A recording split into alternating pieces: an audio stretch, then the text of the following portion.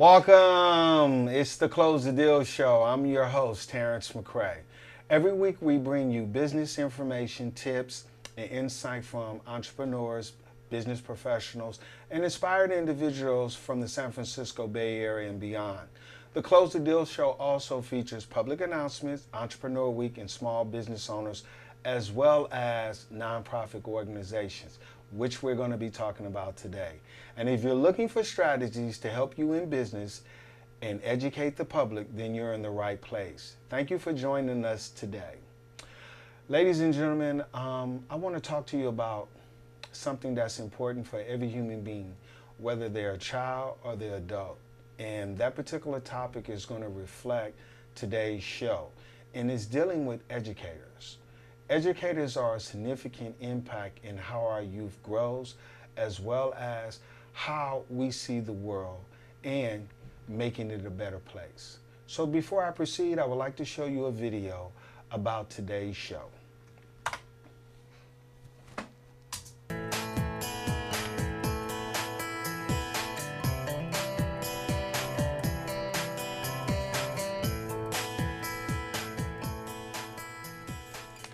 G.R.O.W. Has been coming in and teaching classes here, helping individuals figure out what they want to be doing with their lives, with their career. And there's 3 phases.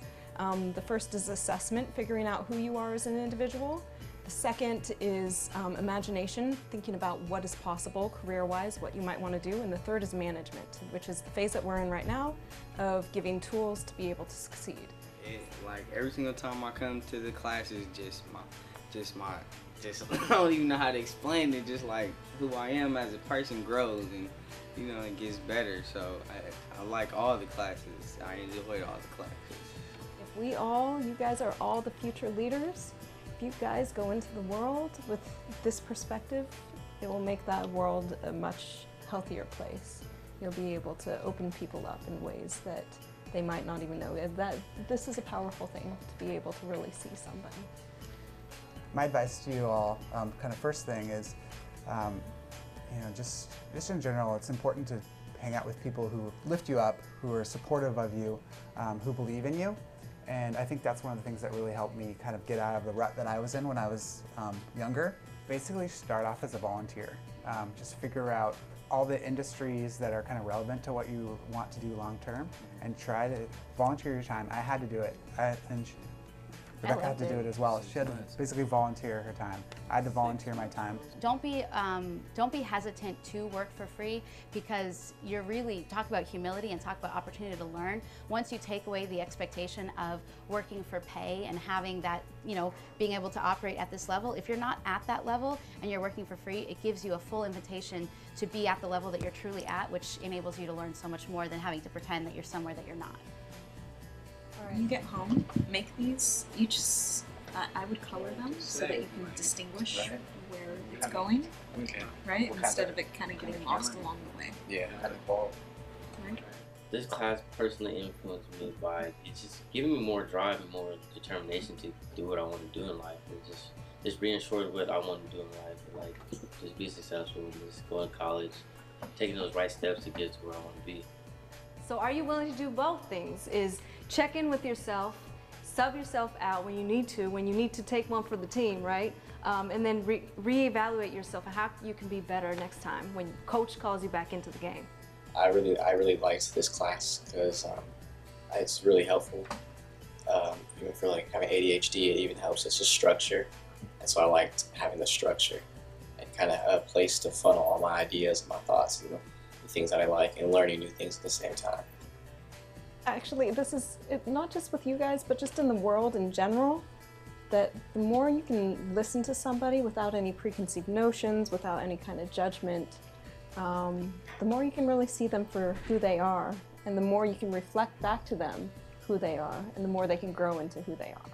So it's a big part of why I do what I do, why G.R.O.W. is here, and that's my perspective.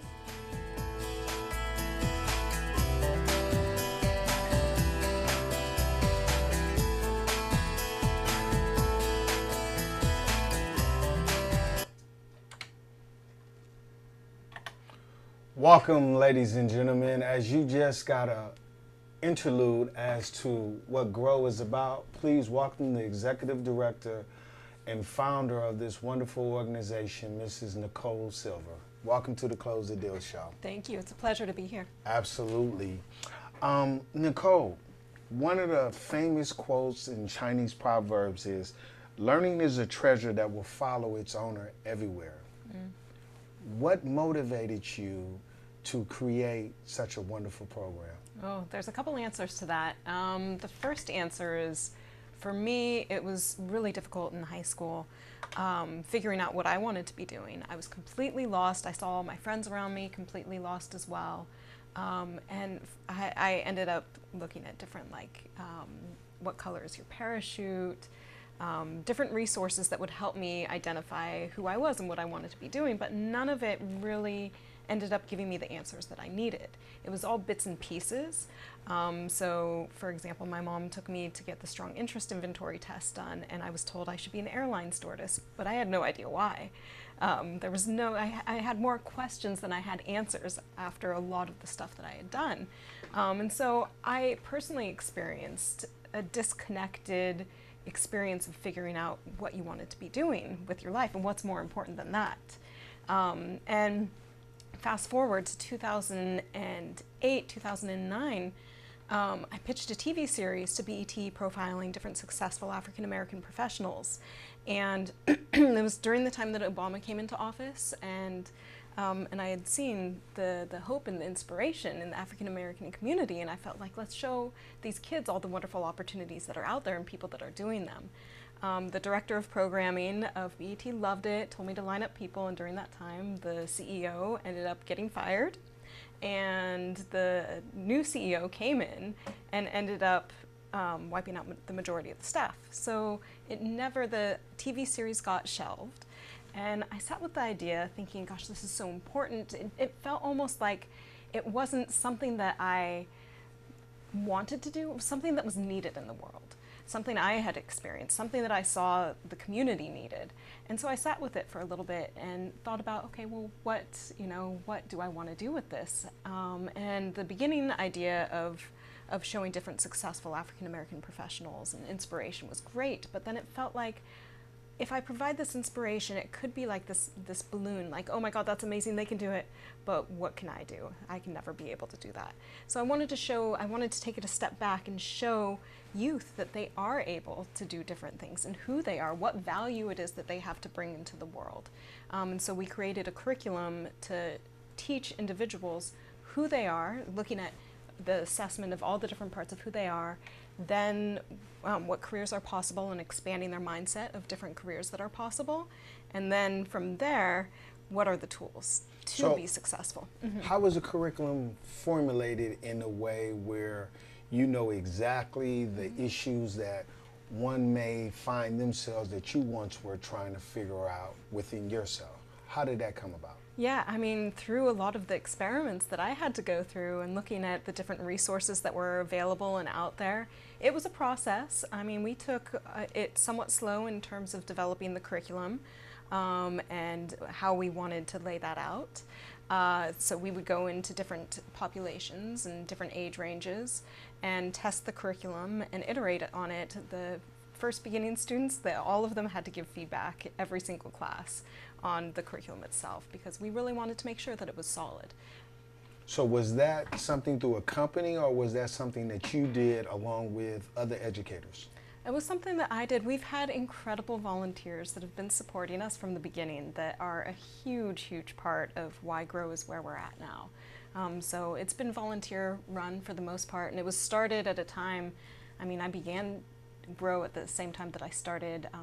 I dropped out of school when I was younger. I had a daughter at the age of 23, so I dropped out of school. And when the economy crashed in 08, 09, I realized I needed to get a degree. So at the same point in time that I started G.R.O.W, I also was going to school at UC Berkeley and raising my daughter as a single mother too. So you were growing as well? Yes, okay. Absolutely. Okay, Absolutely. Definitely. So since the G.R.O.W was created, how many youth have you had in the program? So now we've had 600 and I believe it's 91, but I'm not positive. Basically, from the first, so we started teaching in 2013. From 2013 to 2017, it was all our individual volunteers going in and delivering it within schools and nonprofits, and we served like 360 youth, somewhere around there. Okay. And then we did our first educator training, so now we're training educators to deliver the curriculum so that we can expand and scale this and reach youth all over the nation. But the first training, after training, there were 3 educators that ended up delivering that curriculum, and those 3 educators reached, I believe it's 380 students, so within the 4 years that we taught, they went over the amount of students they served. And then this year we taught both in the Bay Area and in Chicago, and we are expected to reach about 800 youth. Wow, that is truly amazing. Yeah. So what does the actual interactive curriculum prepare young youth with in order for them to get out in the workforce?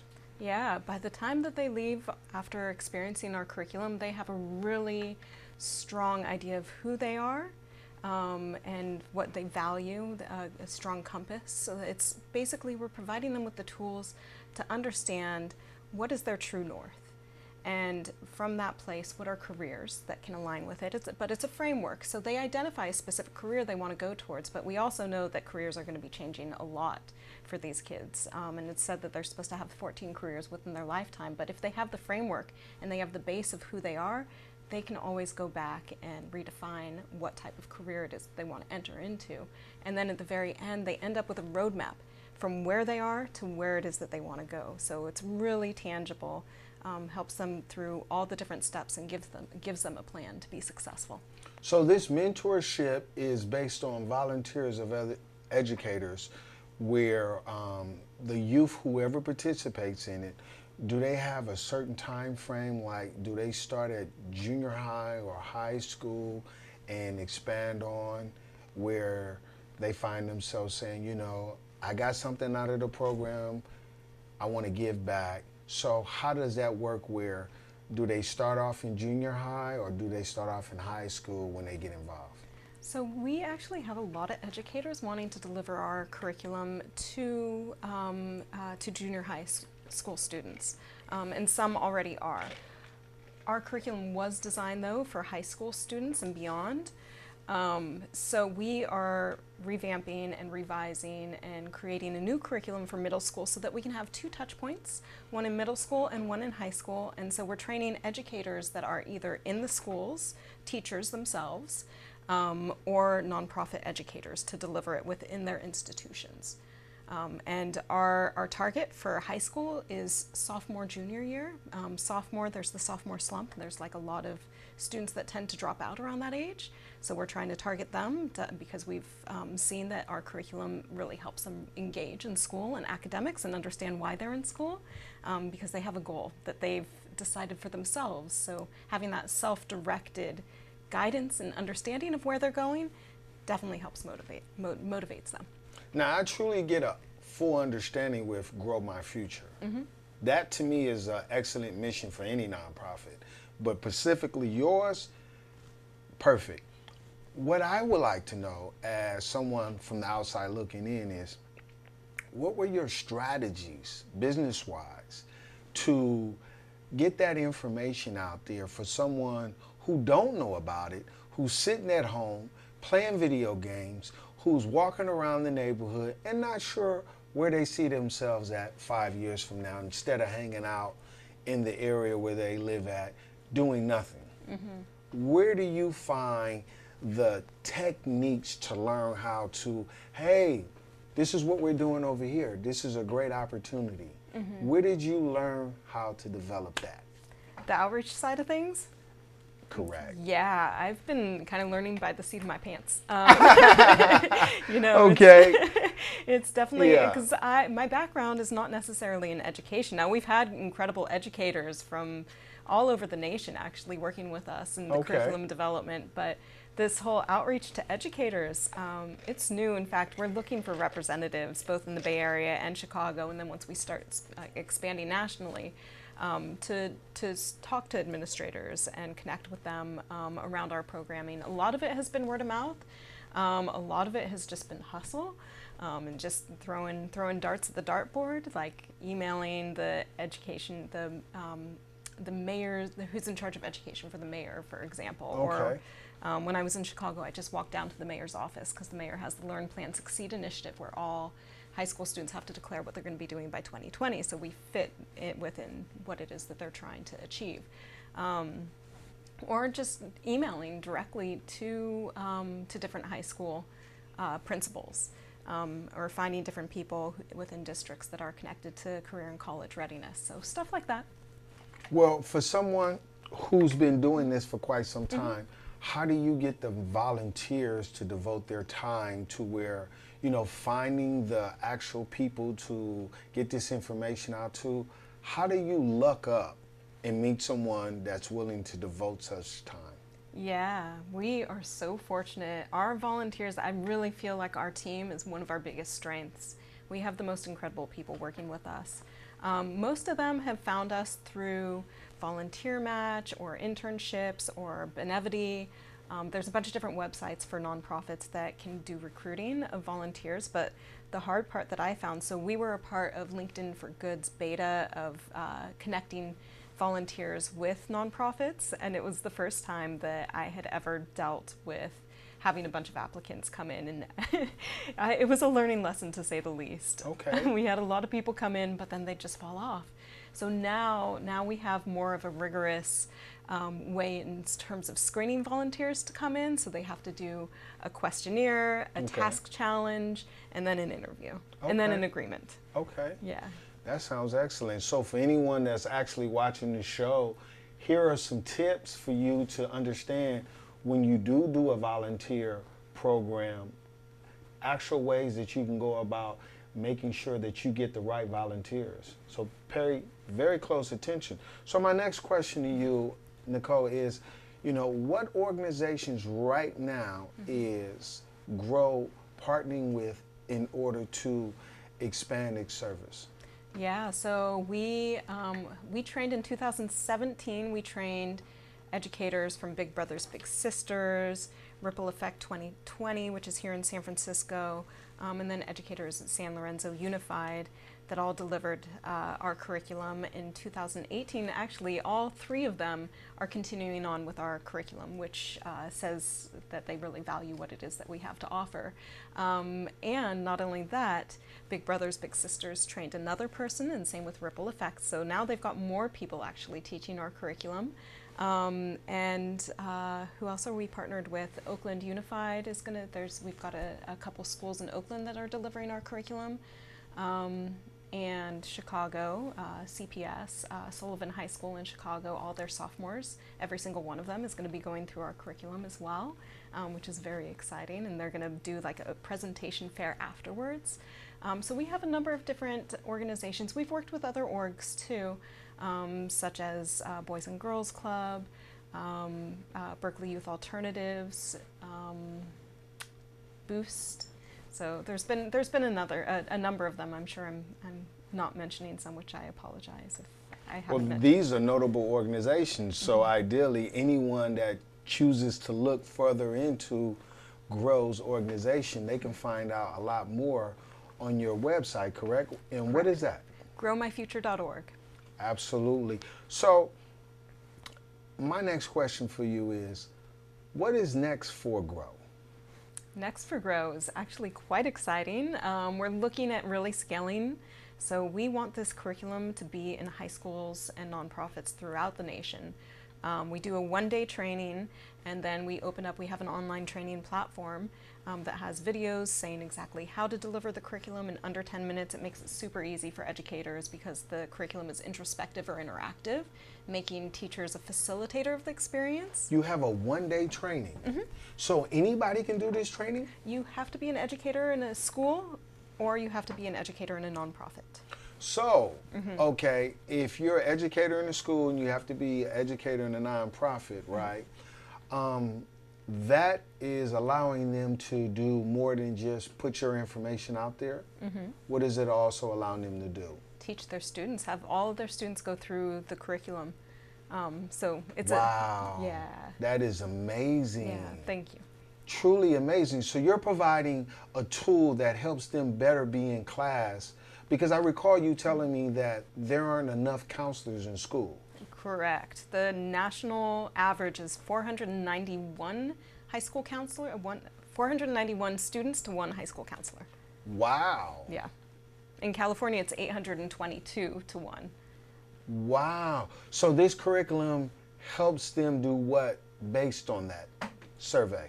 Yeah, it helps them figure out what they're going to do after high school. What's more important than that? And there's lots of metrics saying that research of why it's important for students to go through this college and career exploration and self-exploration, that it will keep them engaged, that will keep them out of doing crime, that will give them a path, that shows them that they have value. We've seen students go from D's and F's to A's and B's. Or one student took his certification to the courthouse and told the judge he's not drifting anymore. Like, we see it change lives around, and 100% of our students come out more confident in knowing who they are, as well as the direction that they want to be heading. So in other words, for G.R.O.W, the next step is always continuously educating people? Yep, exactly. All throughout the nation, maybe eventually internationally. Wow, that is truly amazing. Yeah. So could this actually go in different languages, this particular curriculum? Yeah, absolutely, it very easily could. The issue is when we go to countries such as, let's say, Asia, you have to consider the cultural differences there, and you have to consider things such as that the family is much more involved. And how do you incorporate bringing family into this decision of who you are and what you want to be doing? Because most parents have a specific direction they want their kids to be going in. So we'll have to tweak it and really consider each culture as we go into different markets. So why is education so important? Education is the tool that it's like give a man a fish, it's a saying, right? What is it? Give a man a fish and he's not hungry anymore, and then teach him how to fish and he'll be able to eat forever, or something like that. I know I'm botching it's the understandable. Quote, Definitely. Yeah. Well, Nicole, I definitely want to thank you for not only just coming on the show, but sharing your tips, sharing your insight in how you built this organization in order to change lives, okay? Mm-hmm. And the connection that you've made with so many people and closing the deal and helping other people's lives become better is something that every viewer on this show can learn from. So it's important not only to support your local nonprofit organizations, but any organization that's changing lives. So Nicole, it's been truly a pleasure, and I wish to thank you again. So please, allow the people to know exactly, as well as the educators, to know how they can reach out and become a part of your program. Absolutely. We would love to have you become a part of our program. If you're interested in getting trained in the curriculum, please email info@growmyfuture.org. If you're interested in volunteering, you can email hr@growmyfuture.org. Any other general questions or thoughts, info@growmyfuture.org also works. Thank you, Nicole, for coming on the show. Thank you so much. It's been truly a pleasure. Before we close this deal, we would love to hear from you. Why? Don't forget this. Never be afraid to try something new. Remember, amateurs built the ark, but professionals built the Titanic. If you have suggestions, questions, or even want to apply to be a guest on the Close the Deal Show, please contact www.theclosethedealshow.com. San Francisco Bay Area viewers, you can find us every Monday night on channel 29 Cable Comcast, SF Commons, or online worldwide BAVC channel 29 SF Commons. Please tune in to the YouTube channel. Just type my name, Terrence McCray. Click my name. Again, please subscribe, like, and comment on your favorite episode. Take good care, everyone. Don't forget, find the right connection and close the deal.